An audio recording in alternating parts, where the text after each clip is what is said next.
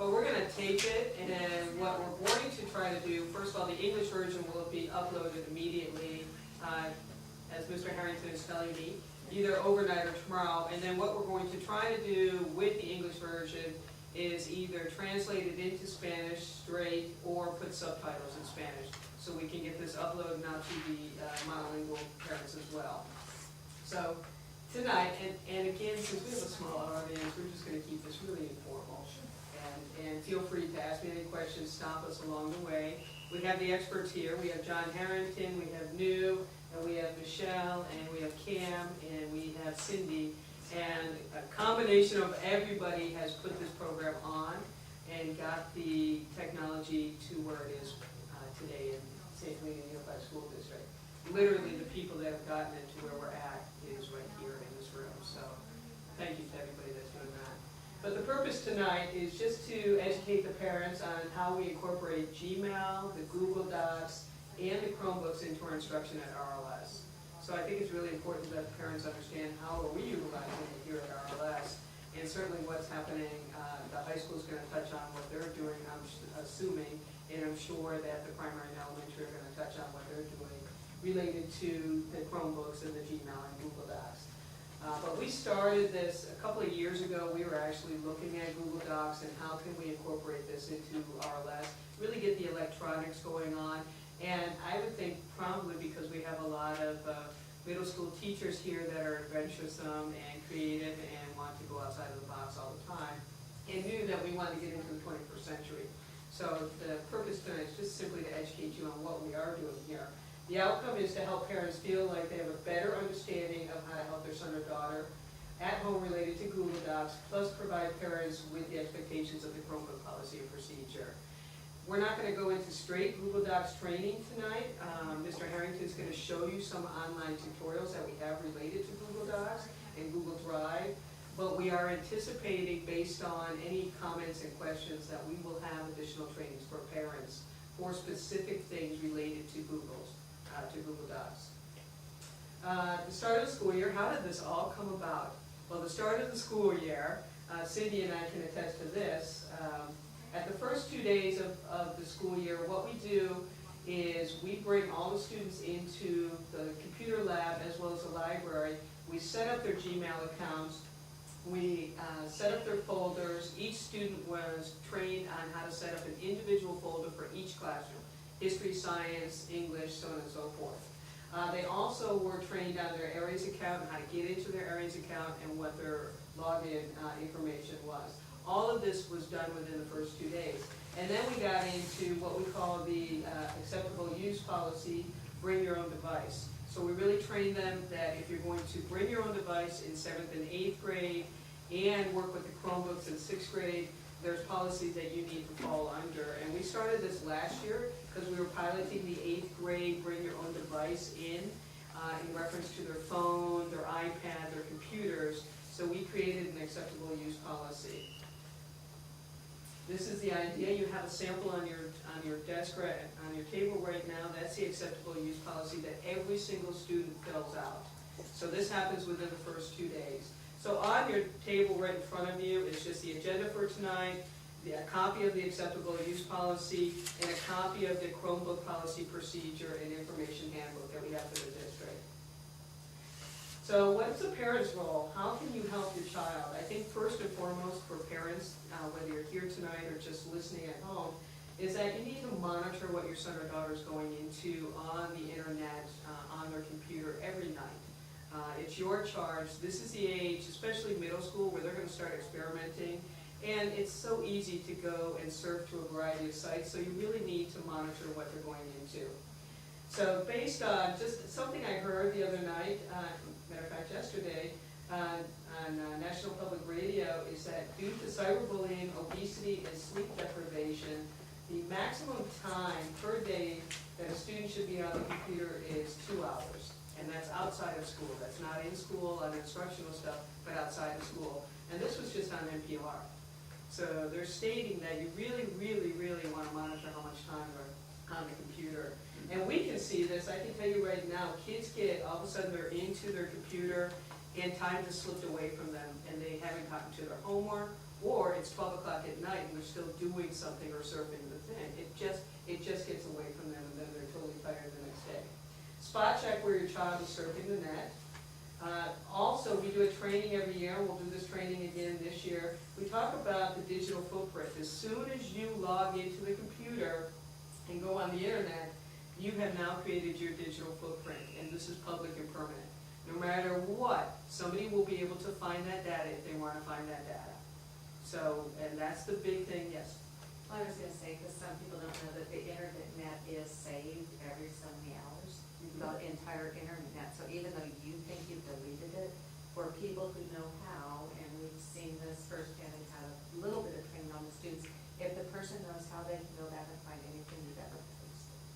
So that kids think, well, I posted and I deleted it. If someone really wants to find it and they know what they're doing, because the internet is saved to the cloud every so many hours, you can't ever truly erase it. And just the reality of, we've had the internet training, we've had it going, this will be our 4th year that we've had the internet training on cyberbullying and cyber safety.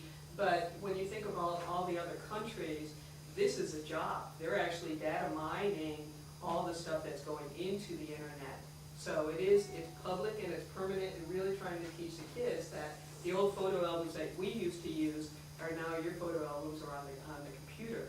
Everything is digitized. So it's just realizing that if you don't want your mom to see it, then don't put it on the computer. That's just kind of something you want to keep out there.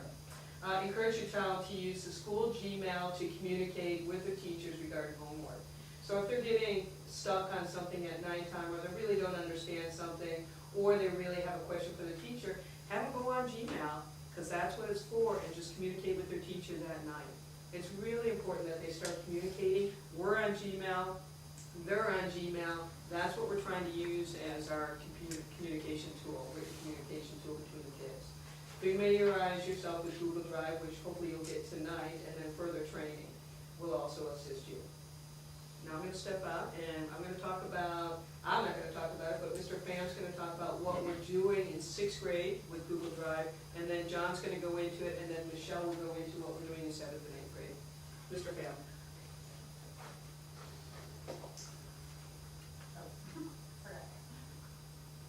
I just want to touch the whole, the mission I'm on, basically, started from the middle of last year, when we have access to one-to-one just in the classroom, in my classroom. So I have a mission on a paperless classroom. So when I heard that we were getting Chromebooks for everyone, I was like, oh my goodness, I can do this. So this is how I approach it, and I'm not going to talk much about Google sites or the website, but I'm going to talk mainly about the tools, the productive tools within 6th grade. Now, I'm a super user, and my colleagues are coming along with it.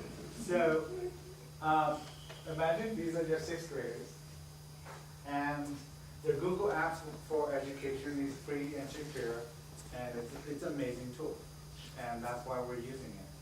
I piloted it about 4 years ago.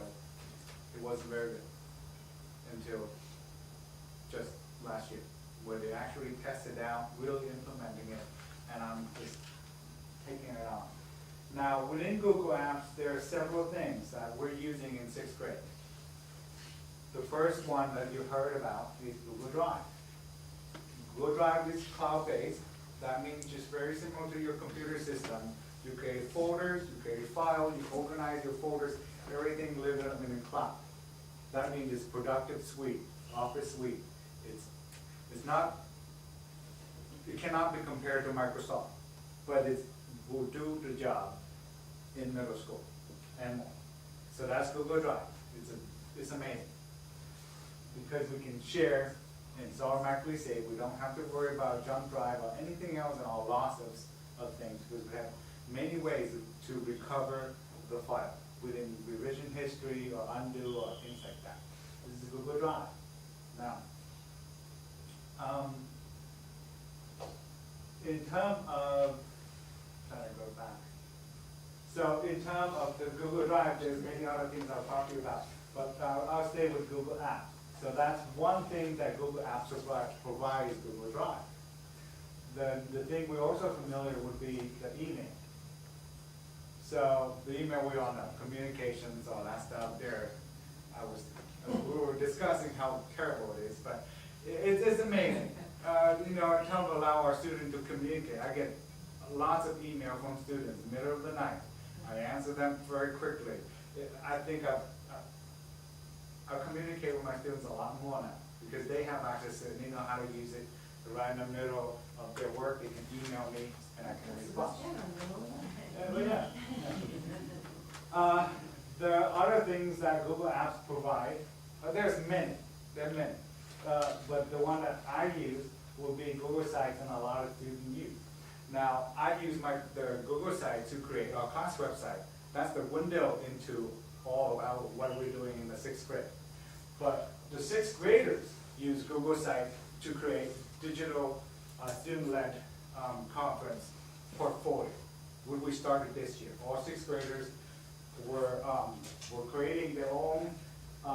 Each tab would be, the first tab was all about me, 6th grade, and 7th and 8th grade, as they move on to throughout the year. And under each tab, there will be specific subjects. And in the Google site, where they can actually upload all their projects or take a picture and put it right into their portfolio. And when you have a conference with your student later in the year, they can bring that up and share with you their reflection and all the work they've done. For art, they actually started the digital art portfolio. So these are 6th graders are all doing this using Google Sites. This is one of the Google apps. One way, and many teachers are using Google Sites now, mainly because it's free and it's quite interactive tool to use. The other thing I use in the 6th grade would be Google Maps. And Google Maps is just amazing in many levels. But one of the things I used was one of the big projects I did last year at the end of the year, where a student did the research on endangered species, created their own website using Google Sites, and create an icon in a shared map where any student can go in, click on the map, and get information about that individual endangered species. So every student's able to go and learn from each other directly on Google Maps. I also use Google Maps, our students use Google Maps to create their own map. We were doing watershed, and they would draw and map out the Napa Valley watershed and so on. So it's an amazing tool. So those are some basic apps that Google provides, totally free, pretty secure. Now, let's specifically talk about Google Drive. So Google Drive is where we're going to be productive. So everyone's familiar with documents. So document here is an example of document. Because it's a paperless classroom, I create a template document. I automatically create and share an individual file with my students. They don't have to do anything. Open their share, they get right into it, they work, it's automatically shared with them. They don't have to share back with me because I'm sharing with them. There's a tool that I'm using to do that. As well as grading and rubric is all streamlined for me. So this is an example of a Google document. And now, we all familiar with presentation. So here's a presentation that a student did last year where they create and collect evidence for plate tectonics. And they actually present it to another group, and the other group evaluated. So right now, we're working on the scientific method where they're doing a research experiment on germination. They're going to put that together and present it to the class as part of sharing out their scientific discovery. So that presentation. And all within their Chromebook and their Google Drive. Spreadsheet, just today, I was teaching them how to enter data, convert that to a visual. And they're going to report there, just quick little spreadsheet activity tomorrow, sharing it out. They're doing a survey. I was teaching them how to graph and putting numerical data into a visual format. So that spreadsheet.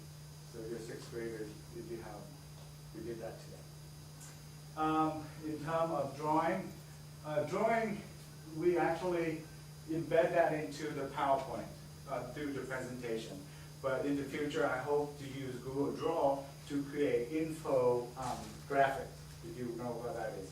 A graphic, a picture that has information on it, when they will create, just like creating a poster using Google Drawing.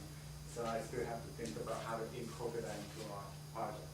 So, 6th graders, if they don't know it yet, they will know how to do all of these by the end of the year as an introductory level.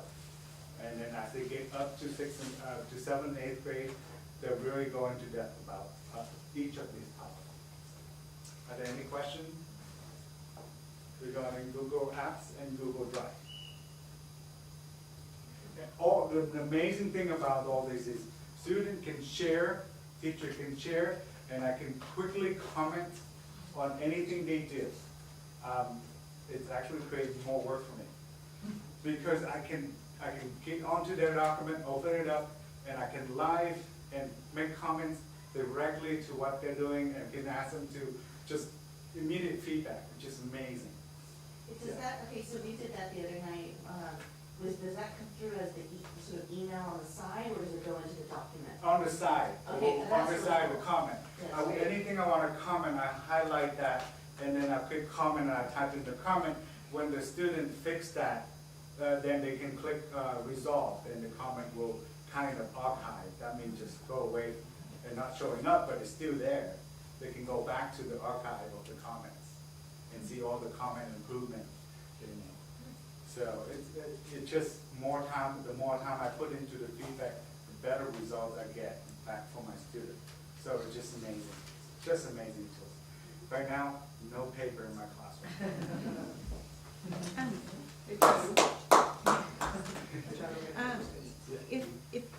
If they're not handing in papers though, and they're drawing, and you're not using the drawing program, how are they taking pictures of They are using the drawing drawings? program. Oh, they If are. I'm okay. asking you to do some drawing, they do it through presentation. In the presentation tool, there is a drawing tool, you draw directly to it. I do closed reading. You probably say, how do you do paperless closed reading with the FAM? I do that. I create a document. The first thing they'll see would be a Google Draw with an inserted, embedded article that I want them to read. They read it and they use Google Draw within the document and they annotate, and then below that document they answer closed reading questions, text-dependent questions. So all digitally. Okay. And that file automatically shared with them, and so I can immediately feedback or grade them right away with a rubric attached to it.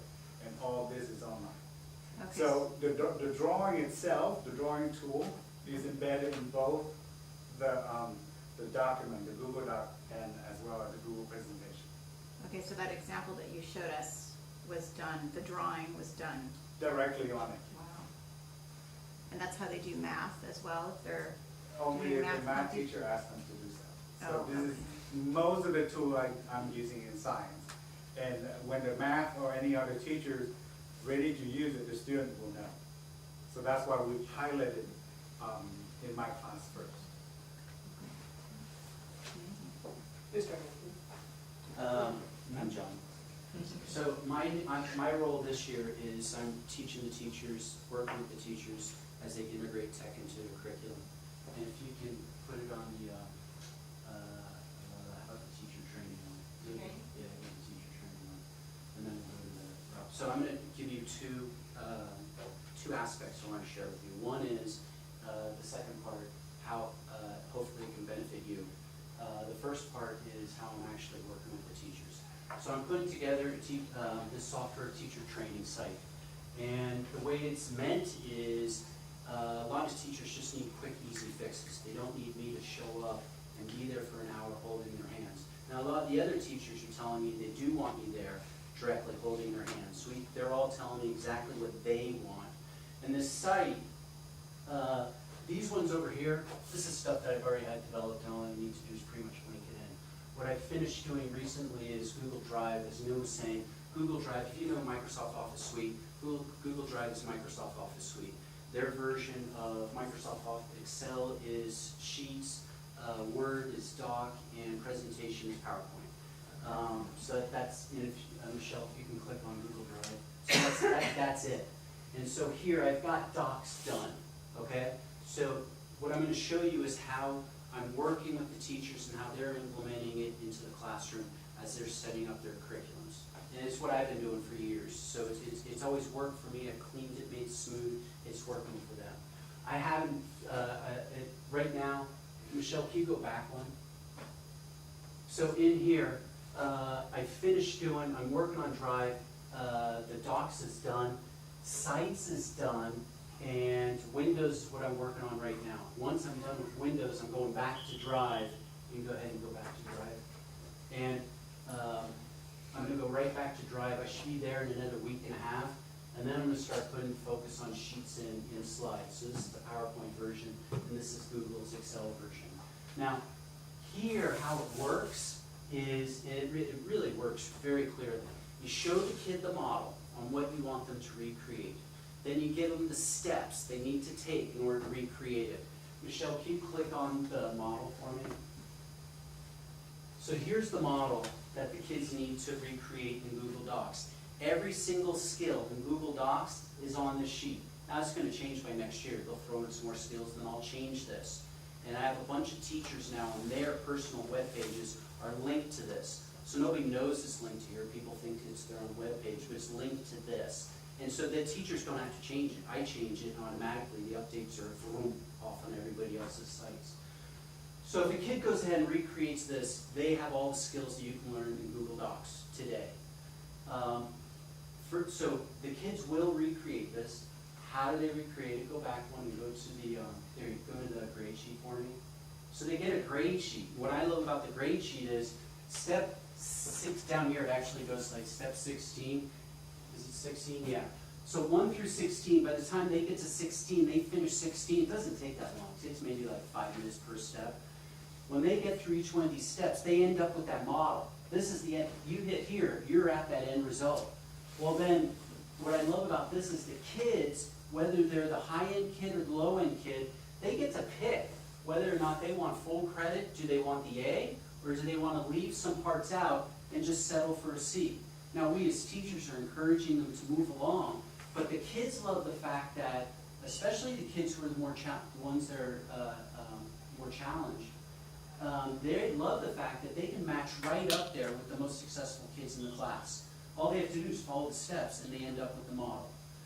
This also adds that if you look at each one of these steps, these are each and every one of those skills that you saw in the model. So how do the kids do it? Because they don't have the knowledge. Michelle, if you can go to that third one. Thank you. So here, if you look at, if Michelle, let's say so each and every, scroll down just a little bit for me. Thanks. Notice how, if you go all the way to the bottom, it should be, each one of these numbers is exactly matched with the grade sheet. So each and every kid is totally set up for success. All they have to do is click on the video, and immediately the video gives them a 30-second tutorial on exactly how to do that skill. So if you want to know how to do a horizontal line, and it says on step number 7, then just go straight to the video tutorial. So they're holding the grade sheet and they go, my next step, I'm going to do this, and boom, they follow the thing and the model, they've completed it, one more step to completion. In the end, once they've gone ahead and done it, they end up with the model, they end up with all the skills, and they end up with a perfect grade, as long as they've gone ahead. And if they go ahead and forget it, it's very easy. If they're working on a project, this is always online. You go ahead and go back one, or go back to the training page, or there, it doesn't matter. They can always go back. This has been a huge help in my classes and now many other teachers. If the kid is sick and he's not in class, they show up the next day, and the first thing you always expect is, I'm here, but the class has moved on. Well, they can either do it at home, because now with Google, it doesn't matter. You don't have to own the software. You can be on any computer in the world and be able to pull off these projects. If you're daydreaming, and the worst of the kid is sitting there daydreaming, he doesn't want to tell the teacher that you're daydreaming. These video tutorials, all the kid has to do is pull the slider slightly back, review it, and he's right back up with the class again. So it's helped tremendously. The expectation is very clear. What they need to do is very clear. And then down here, they can go back as many times as they want. The fast kids, they can move on straight to the project. And the kids who need more time can go pull that slider back and watch it a second time. So this is what I've been going into the teachers with the classroom with. And they've been extremely receptive to it. And so one of the people I'm going to show right now is one of the 6th grade teachers. If you can go there. Okay, so same thing. Here's Rob Grace. This is the training. I sat down with Rob. Rob said, John, I don't know tech. Please hold my hand through this process. And so from start to finish, he did the training himself. Then after he did the training and he felt he had all the knowledge, then he went ahead and he started writing on the same. This was the setup for me. So they get the model piece, they get the grade sheet, and they're the training. This is just linked to my site. Then over here, he created this. He went out, got all the research, he got the PDFs, made them, linked them to his site. He made this actual site, Rob. And Rob, he'll tell you the first thing, he's not techie, but he was able to go in those different trainings on that site and quickly be able to put this together. He then went ahead and created his own model man document. And then he created his own grade sheet. So if you keep me a favor and show the grade sheet, he did a really impressive grade sheet. And the kids, again, we need permission. So he goes ahead and, again, it's one of those things that's very impressive that the kids, if they follow exactly what's on that grade sheet, they're set up for success. What I'm also impressed, though, is Rob, though, if they need to go back for the video, all they have to do is go back up there. Rob, now, I went into the class, I was teaching alongside of him, and the first day I was working with him. By the second day, he was saying, I don't need you back anymore, we're fine. And so and he was, it's been a huge success. And now he's already approached me saying he wants to start doing things in slides and these other things. So he's gotten and he's enjoying it. Most of these other teachers realize it's getting over the first hump and they go, oh, this isn't that bad at all. And then it's very impressive. I would come back to Rob or these other teachers, and it's amazing how they start tinkering in their free time, building these sites and stuff. What I offer to you, if you can go back to the training page. So that's a sample of how the teachers that I'm working with are building these curriculums supporting the students. Go back to that first one, if you could, Michelle, the one right there. Perfect. So I offer you, this thing's going to be growing and growing and growing, and I'll have these done. So I've had teachers or parents in the community calling me saying, look, you guys are assigning this stuff. I'd like to be able to help my kid on the Chromebook. I don't get docs, and I don't understand sites. And so that's where I tell you guys, please feel free to hop in here and just take those video tutorials, and I'll guarantee you within 40 minutes you'll be experts. Because it really isn't that difficult to learn. And this is for 6th, 7th, and 8th grade, because most of the kids are using Google. Okay. And that's on the district website, or is that on Michelle, RLS? go back one and show them where to go. Oh, okay.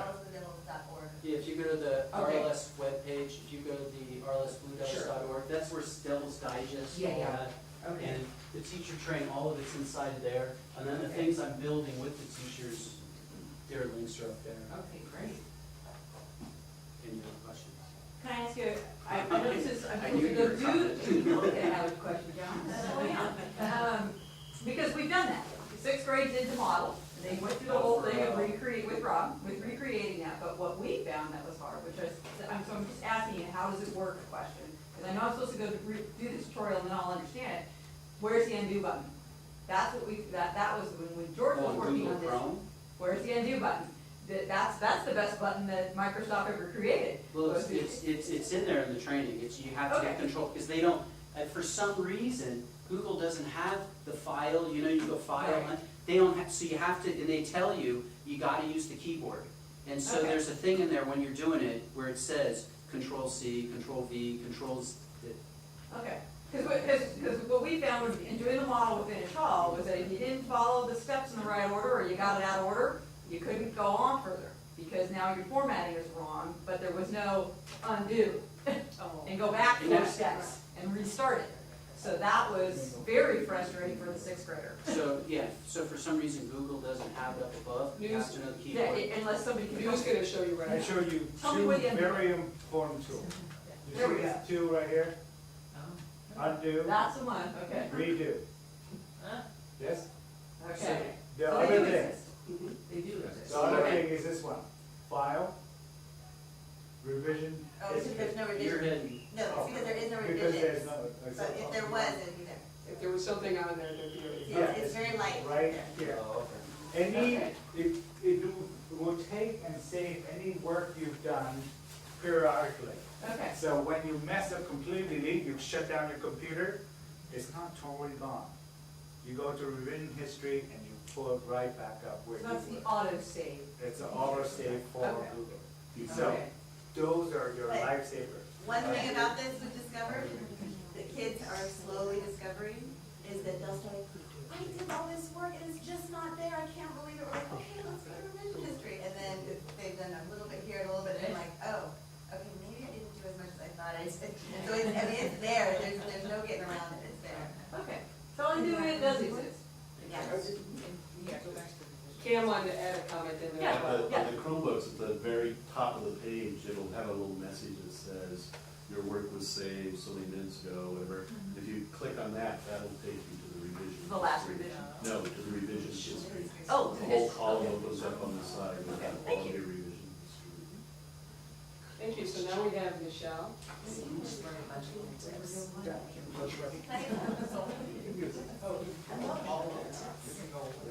Mine's not even half as exciting. I can't see it from here. That's, you don't. Huh?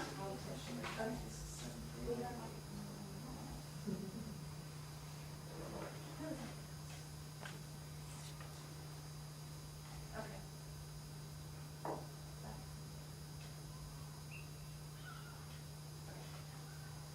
So, the first thing I was gonna show you, oh, you want to present? All the way up to the other side. Where? Up, one more, right to the right. Where it says present, Slide? where it says present. I should have learned this last time, but sorry. That's okay. Okay, so the first thing I want to show you is, we all know that our domain name is ridiculously long, and we hate it. It is what it is.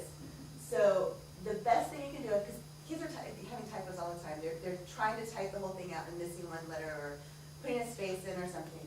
If you go to this, you click on down. You can see the down button on the keyboard. So if you click on that on the web page, on the RLS homepage, then you can see it says the @student.10, then you don't have to type in the whole thing. All they have to put in is their 2 initials and their 4 digits. And it saves a lot of frustration. Sounds like not a big deal, but it is a big deal. It is big. So this is a good thing to know. I always recommend just put it in your favorites bar. Just put it in the Yeah. top of the computer favorites bar and boom, immediately will come up. Okay, so I'm basically, since I'm not teaching this, I'm only explaining what the other teachers are doing, so I'm not as dynamic as John and you are. Want to go down again? Basically, you know, I already explained to you the reason why we're using Google Apps is, it's, the whole purpose that we started was the collaboration part of it. Collaboration with teachers and collaboration with the students. The fact that they can work on a project together 10 miles apart and still be working real time has been amazing. I've had a new kid that came from Howell Mountain, in a 7th grader, came in the morning one day and he was like, it was so cool last night, I got online, I was supposed to work with this guy, and we got at the exact same moment, and our timing was impeccable, and he was so excited about it. And then the second thing about it that's cool is that you can get on it from anywhere with an internet connection, no matter what your operating system, well, that's not true. You need to have Chrome on your system to make it work. It works with Safari, it works with Firefox, it works with Internet Explorer, but they don't like each other. If you have Chrome, you won't have problems, or you have very little problems. And the kids even here, I had to like hide it on these computers here so they wouldn't automatically go to Internet Explorer, because it's always fighting Chrome trying to get you to make it the default. So it makes a big difference if you don't have Chrome on your computer. And then we're trying to go paperless. The whole site is trying to go paperless. Can I just say one more thing? If you're using Internet Explorer, your students have, they bookmark a lot of things, so they like going there. It's really easy once they log into Chrome. There's a little super quick function that you hit, and it'll save all the bookmarks for Internet Explorer into Chrome. So they don't have to type anything. So, as Mary wanted to try out having a classroom environment where you brought your own device. And most kids use smartphones. In the 8th grade class, it was actually in Manifest Destiny, the 8th grade program between the English department and the history department. And you could bring your smartphone, you could bring your tablet, if you had a laptop, you could use that. We had laptops in the classrooms. And what was really cool to see is that the kids who are texting all the time, you think, okay, they're gonna pull out their smartphone, they're gonna be texting each other. Once they started using their phone as a research device, it became a new tool to them. It was no longer just for texting or just for making calls. It was a research device. They actually would write their documents on their phones. So it can be anywhere. It can be on a bus to a football game or to, you know, their volleyball game and be doing homework. So it turned out to be a great thing. And then we found out about the Chromebooks, we were ready because we knew it was gonna work. And we were also doing, just in that same class, in history class as well as science and English and math last year, we got onto Edmodo. So Edmodo was an automatic feedback tool where we could create a test on Edmodo. Kids would get onto their cell phones and answer the questions, and all of a sudden we'd see this, 20 got this one right, 1 got this wrong, 20 got this one right. And they would answer their questions, we'd have immediate feedback up on the board and give us and say, okay, somebody didn't get this. And as cool as Edmodo is, we have now discovered that Google's capable of doing just about anything that Edmodo can do. We do form surveys of things during class. We evaluate the responses in spreadsheets after the surveys. We're learning, every day we're learning something new, and the kids are teaching us sometimes the new things. It's incredible. And I'm just gonna explain that Ms. Simon's creative writing students are using Google Docs. They're turning their work in online. She's grading online. Mr. Harrington's working with Ms. Simon to help the kids make a visually appealing presentation so that when everything's all said and done and it's corrected, she's gonna have an online portfolio of their creative writing work. So that's something that's in the works right now. And Ms. Kelly, in her ELD classes, is using pretty much everything Google. She has made a template for Cornell Notes, and all the kids are using it for all their research projects. And they are using Google Forms to write essays and self-evaluations. And they also are creating quizzes for themselves, for each other, and then evaluating their results for quizzes. And this, I think, is what this is kind of what you're talking about? For Google Maps? This is what Ms. Mesmer in history, just out of the blue, decided, I want to use Google Drive. And she started thinking about it, how am I gonna do this? What am I gonna do? This is And Terry. that very day, I'm not kidding, that very day, at the end of the day, they had figured out how to make timelines with Google Drive and embed the pictures, and it was amazing in one day. Ms. Variance uses Google for everything as well. She did her full food rules essays using the docs, and the work was graded online. She uses the forms. Okay, and this is or did you want? Well, I think this is just a joint effort, and Cindy can join us in on this one. This is in reference to the Chromebooks, now the actual hardware that we use. So the Chromebooks, or the personal device rollout, just started. We experimented last year, as we talked about, and then in mid-June, Cindy and I were in an admin meeting, and we were just discussing, and then heard that we were going to do one-to-one computing and give Chromebooks to all the 5th, 6th, and 9th graders. This was mid-June. And so it was like, okay. We were very excited. And so we immediately started researching what other school districts are doing related to a Chromebook policy.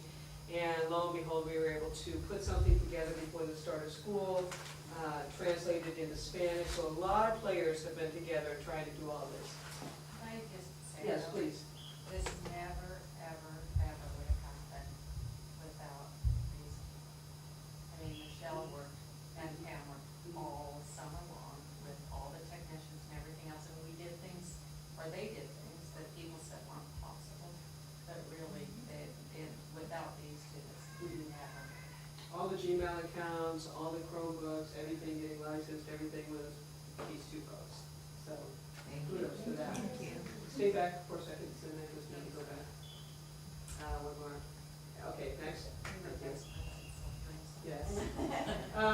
And then for the first 4 weeks, what we did for our rollout here, and each school site is very different because of the age of the kids, so you kind of know what the expectations, developmental, what you can do. So our main charge this year was just, let's get the Chromebooks into the hands of the sixth graders, but let's make sure that we've done training, we've actually had a chance to work with them. So for the first 4 to 5 weeks, we really wanted to just give the Chromebook, let them look at a Chromebook, let them touch a Chromebook, let them use a Chromebook in the classroom, and then start doing the training that New was doing in all of the science classes with all the kids for the sixth grade. So really just kind of familiarizing them with everything related to the Chromebook. And then we trained them on the policy and their responsibility before we gave it to them. And then we actually did, after they had the training, and Michelle was the one that went into the science classrooms, and every single student had the training. And then we did an online questionnaire, which was a test that they had to do. Every single student had to take this test, and they had to pass this quiz. You can open it. What I was gonna say really quick is that, New and I did this together. We spent one entire day in science class going over and we didn't put it in kid-friendly terms. We just said, you're not gonna do this, you're not gonna do that. And this quiz is basically just, they had the answers there. It was just reiterating everything we just explained to them. And just making sure that every single in order for them to even get the Chromebook handed to them, we had to have on file that they actually took this took this questionnaire, and they actually had to get a certain percentage, so we knew that they knew that it was their responsibility once it got to their hands. So you don't need to go through it, but just FYI, that every single kid did this, we have it on file. And then we actually gave the Chromebook booklet to them to take home for the parent to review and also to sign, so we could have the parents notified. We had added a little thing at the very bottom of our Chromebook thing saying that if a parent wanted to keep the Chromebook here at the end of the day, feel free to do that. If you have a computer at home where they have access, then just leave the Chromebook here, because we have our docking stations. And we have a lot of kids who do that. And we have a lot of, and it just makes it a little better so the kids don't break. They do break a little easy in reference to the monitors. If you lay a backpack on it or something heavy gets on it, the monitors do break. So it is something that we're in the process of getting the cases, whatever you call Is those. there anyone here who hasn't seen one, or this is all you all have? Have you all seen the Chromebook? Okay. See a broken So with the survey and then the bring your own device and the Chromebooks, they fall under our electronics policy that we have at the RLS campus, which means that when you come to school, it's shut off, it's not open, you're not utilizing it at break or lunch, you are only utilizing it when it's teacher directed in the classroom. We're really strict about that. That's a big difference than high school. High school, they're a little more older, a little more responsibility is given to them. But in middle school, we're monitoring that. The instructional devices, and this is for their cell phones, this is for their iPads. Anybody can bring anything here, but the reality is, if it's taken from them, if it's stolen, we will follow up like we normally do with a police report. We will do all our due diligence to see if we can get it back. But it falls under exactly what we were doing with cell phones prior to even having the Chromebooks. Next one. So some guidelines and rules, and I'm going to have New and Michelle go over this. We are updating this list daily. So we're going to go ahead and just tell you some of the things that we're very firm about, and we will modify as we go along, but just some things that we want parents to know. The overarching, basically responsible use, I like to use that word better than acceptable, it's responsible use, is that any electronic device at school will be only for schoolwork, period. And the Chromebook belongs to the district, therefore the Chromebook when they go home, only for school. And only be used by that student, that it was checked out. And no siblings or parents should be on it. You can use it with your student and show them and guide them and so on. The other thing is their email. The Gmail account is under our domain, legal responsibility. Therefore, we do not want them to use it outside of the domain. We use it for teachers, student to student, and teachers communication. So we want to close that down. Some parent did ask to open that, but that should not be the case. We don't want students to be communicate to the parents or their friends outside of school domain. So we are very strict about that. So we will not allow any communication from other domain coming into our school domain. And again, I went over the not used by any other student in terms of Chromebooks beside what they're that they're checked out to them. Gmail account users. That means that they can't use another account. Yeah. Yes, students, our sixth graders are very clever, of course. And immediately they notice that, okay, if we're gonna check their account regularly, why couldn't they just create another Alternate account? ego. Alternate account. We found that out very quickly in the first 2 weeks. So one other thing is to make sure that your students are not doing that. They will find a way around that we might not notice.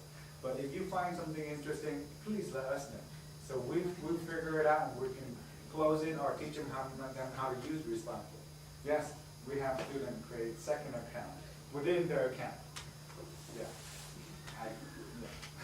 So the other thing is that we're gonna be, we also want to do random checks. We might ask the student for the Chromebook and make sure we check them. Of course, they know how to delete the history. They know that. They know they can go back to the Chrome history and delete But them. we're also teaching them that if they deleted their history, then that looks pretty suspicious. And that, yes, we know that they know. And we also know that they did that because, yeah. Right. So, you should know. If they don't have any history, you know there was something wrong. So, the other thing is that, Nighttime, after 3:30. yeah, in terms of designate links and homepage and the time, at first, we were struggling trying to figure out what works for the students, for the teacher, and the parents. Basically, that's it. They need to work for the students, the parents, and the teachers. Otherwise, one-to-one cannot work. A lot of districts just rolled out and just failed. Why? Because the parent didn't know how to. The student weren't taught responsible use, and the teachers just didn't know how to apply that to their instruction, which is completely fair.